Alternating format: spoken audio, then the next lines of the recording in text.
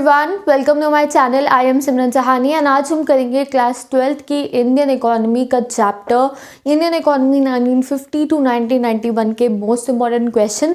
अगर आपको detail explanation चाहिए इस चैप्टर को और इंडियन इकोनॉमिक्स के और मैक्रो इकोनॉमिक्स के हर एक चैप्टर का, तो उसकी प्लेलिस्ट गिवन है डिस्क्रिप्शन बॉक्स के अंदर, जाके आप सारे के सारे चैप्टर्स पढ़ सकते हो क्लास 12th की इकोनॉमिक्स के। ओके, और ये है मॉडर्न क्वेश्चन सीरीज। हम इंडियन इकोनॉमी के, नेशनल इनकम के मॉडर्न क्वेश्चन कर चुके हैं। आज हम कर रहे हैं इंडियन इकोनॉमी 1950 टू 1991 के मोस्ट इंपॉर्टेंट क्वेश्चन। लोग, ये जो चैप्टर है बहुत ही आपको डिफिकल्ट लगता होगा जब आप पढ़ते होगे, तो आप पहले डिटेल एक्सप्लेनेशन देखो, मैंने बहुत ईजी वे में समझाया। सेकेंडली, कुछ ऐसी चीज़ें हैं जो इस चैप्टर में से 100% आपके एग्जाम में आएंगी and they are the only major focus area of this chapter.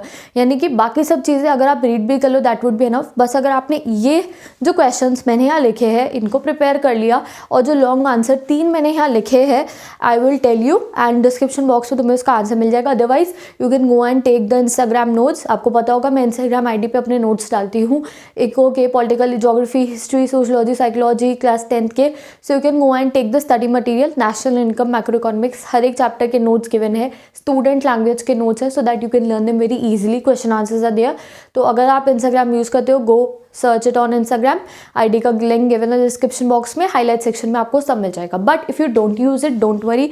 जो इंपॉर्टेंट लॉन्ग आंसर्स है फॉर योर बोर्ड एग्जाम्स वो मैं नीचे डिस्क्रिप्शन बॉक्स में पेस्ट कर दूंगी आप लोगों के लिए। Now secondly, this chapter there are certain focus area of this chapter, और उसी में से आपके बोर्ड एग्जाम में क्वेश्चंस आएंगे। और जो 1 मार्कर का पैटर्न अब चेंज हो गया है तो वो क्वेश्चन भी मैं आपको करा दूंगी। So let's start the video. तो the first question is name the economy that India adopted. तो we adopted the mixed economy. तो नॉर्मल से तुम्हें सोशलिस्टिक, कैपिटलिस्टिक, मिक्स्ड का ऑप्शन आएंगे and you have to take on the mixed economy. Very easy. Next question is what is import substitution. तो might be possible तुम्हें ऐसी definition लिखने को नहीं आएगी, ठीक है, क्योंकि पैटर्न अब की बार पेपर का चेंज हो गया, MCQ फॉर्मेट में क्वेश्चन आ रहे हैं।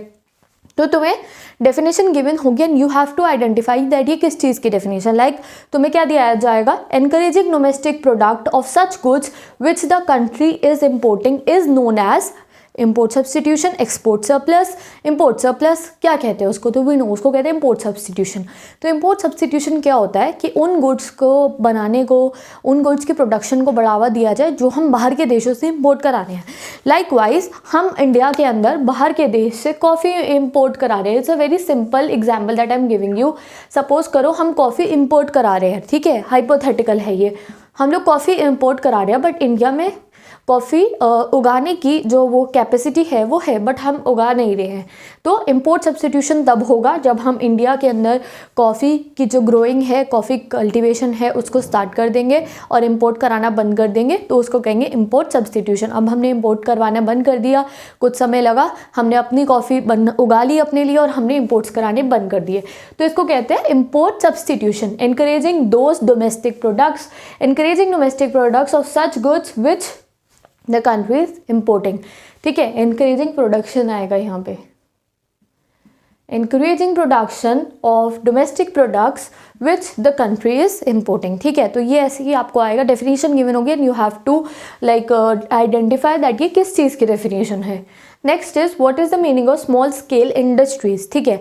तो यहाँ काफ़ी कंफ्यूजन है, किसी की बुक में 1 करोड़ एक्सीडिंग लिखा हुआ है। These are the industries that make one time investment on their machinery, on their plants, not more than either like if you will check on Google some is giving 1 crore. अगर आपने book का देखोगे तो पुराना भी गिवन है, new भी given है, sometime is given 5 crore. So you ask your teacher and like जो आपके NCERT में लिखा हो आप उसको रेफर कर सकते हो।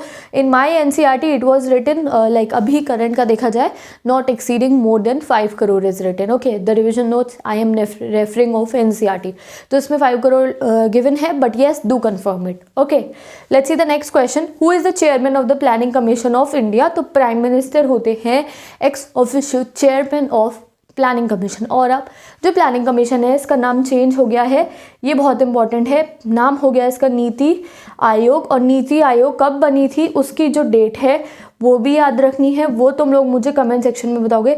This is a very general knowledge question and you have to tell me in the comment section. Next question is define green revolution. ये क्वेश्चन 1 मार्कर शॉर्ट लॉन्ग हर एक में आएगा इस चैप्टर में से। तो ग्रीन रेवोल्यूशन का अगर छोटा सा आंसर लिखना हो तो tremendous increase in agriculture production and productivity with the introduction of new technology. जब नई नई टेक्नोलॉजी का यूज़ करके और हमने अपना जो एग्रीकल्चर का प्रोडक्शन है उसको इंक्रीज़ करा, बस उसको ग्रीन रेवोल्यूशन बोला। कौन सी नई टेक्नोलॉजी हमने यूज़ करी थी? वो HYV वाले जो सीड्स थे वो यूज़ करे हमने, ठीक है। तो वही क्वेश्चन आपका बनता है, वो चाहता है HYV सीड्स। तो HYV सीड्स को मिरेकल सीड्स यानी कि चमत्कारी सीड भी बोला जाता है। तो अगर एग्जाम में आए what are the miracle seeds, तो you know what you have to write, वो क्या है? हमारे HYV seeds are the miracle seeds, ठीक है। These are combined with water supply, fertilizer and insecticide for higher yield। देखो HYV वीट की जो सीड्स है उनकी एक ज़रूरत होती है, they need a large water supply, ज़्यादा चाहिए होता है पानी उन्हें, प्लस इनको फर्टिलाइज़र चाहिए होते हैं, प्लस इनको इंसेक्टिसाइड यानी कि कीटनाशक की भी ज़रूरत होती है। बट अगर ये सब चीज़ें इन्हें दे दी जाए तो ये बहुत ज़्यादा हाई क्वालिटी की यील्ड यानी कि बहुत फसल उगा के हमें देती है, तो इनको मिरेकल सीड्स भी कहते हैं। Okay, now a very important question is what is a plan, ठीक है। तो प्लान क्या होता है? It is a document showing detail scheme, programme, strategy worked out in advance for fulling an objective. यानी कि जब हम कोई भी ऑब्जेक्टिव को गेन करने के लिए एक फुल ऑन स्ट्रैटेजी बनाते हैं इन एडवांस, तो उसको कहते हैं प्लान। लाइक आप सबने बोर्ड एग्जाम्स के लिए अपना कोई प्लान, अपनी कोई स्ट्रैटेजी बनाई होगी। लाइक मैंने इतनी वीडियोस डाली आप लोगों की प्लान की, स्ट्रैटेजी की। वी डिसाइड दैट इतने डेज हमने ये सब्जेक्ट करना है, इतने डेज हमने ये सब्जेक्ट करना है, इस टाइम से इस टाइम आप पढ़ेंगे, so that we can achieve our long term goals, ठीक है। तो वो आपको याद रखना है। एंड द प्लान के long term goals and short term goal, growth, equity, modernisation, self reliance, everything, वो आपके टिप्स पे होने चाहिए इस चैप्टर में से। Now let's see the next question, what is marketable surplus. Marketable surplus क्या होता है? जो किसान के पास जो एग्रीकल्चर प्रोड्यूस जो वो मार्केट में बेचने जाते हैं उसको मार्केटेबल सरप्लस कहते हैं, ठीक है। It is a part of agricultural product which is sold in the market by farmers. अब मार्केटेबल सरप्लस की इंपॉर्टेंस क्यों थी? देखो, क्योंकि पहले इंडिया सेल्फ रिलायंट नहीं था एग्रीकल्चर प्रोडक्शन में। पहले क्या होता था, जो फार्मर्स थे वो जो कुछ भी उगाते थे, फसल जो भी उनकी उगती थी वो खुद के अपनी फैमिली में खा लेते थे, उसको अपने आसपास वालों को दे दिया, अपने रिलेटिव्स को दे दिया, और वो फसल ख़त्म हो जाती थी। बहुत ज़्यादा प्रोडक्टिविटी नहीं थी। पर जब हाई यील्डिंग वैरायटी के सीड्स यूज़ हुए, एग्रीकल्चर प्रोडक्शन के अंदर इंक्रीज आना शुरू हुआ, तो फार्मर्स के पास बहुत सारा प्रोड्यूस यील्ड बच जाती थी जिसको वो मार्केट में बेच सकते थे। तो इसको क्या बोला? Marketable surplus. अपने घर का रख के मार्केट में बेचने के लिए उनके पास बहुत अब फसल होती थी। Let's see the next question, the planning commission. NITI Aayog में प्लानिंग कमीशन कब सेटअप हुई थी?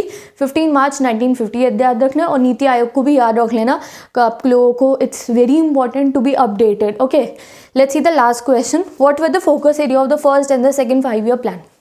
तो फर्स्ट 5 ईयर प्लान का फोकस एरिया था agriculture, and second 5 year plan का फोकस एरिया था industrialisation. And you have to tell me that the second 5 year plan था उसके या लाइक उसको किसने प्रमोट करा था? PC। आगे आप बताओगे मुझे कि किसने पूरा का पूरा स्ट्रक्चर रेडी करा था of the second 5 year plan. You will tell me in the comment section, ठीक है। तो यहाँ आपके मोस्ट इंपॉर्टेंट क्वेश्चन कंप्लीट हो गए हैं from this chapter, short ones. Okay, आप अगर वो और क्वेश्चन चाहिए तो वो तुम्हें इंस्टाग्राम पे मिल जाएंगे, मैंने बहुत सारे अपलोड करे हैं। Now let's talk about the long answer and these are enough for your studying. जो 3 लॉन्ग आंसर है तुमने ये कर लिए तो it would be very like हो जाएगा आपका काम इनके अंदर। तो first is explain the green revolution. खाली यहाँ मैंने एक्सप्लेन लिखा है, मतलब तुम्हें ग्रीन रेवोल्यूशन को एक्सप्लेन करना है, उसकी एडवांटेजेस, उसकी disadvantages, everything about green revolution, its productivity, its results, its end everything you have to learn. तो उसका आंसर डिस्क्रिप्शन बॉक्स में, go and learn it. And अगर आपकी कोई बुक में, नोटबुक में लिखा है तो वहाँ से आप इसको अच्छे से लर्न करोगे। Next question is why and how was private sector regulated in IPR 1956, ठीक है। तो किस तरीके से प्राइवेट सेक्टर्स को लाइसेंस लगा के रेगुलेट करा जाता था वो।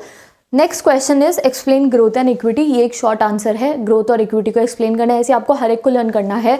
And one very very very important question is what is IPR 1956। तो IPR 1956 के अंदर जो भी चीज़ें आती है, schedule A industry, schedule B, schedule C, वो सब आपको इसके अंदर लर्न करनी है। तो IPR 1956 इंडस्ट्रियल पॉलिसी रेजोल्यूशन 1956 बहुत ही इंपॉर्टेंट कॉन्सेप्ट है इस होल चैप्टर का। तो आंसर मैंने डिस्क्रिप्शन बॉक्स में डाल दिया है, just go and learn it.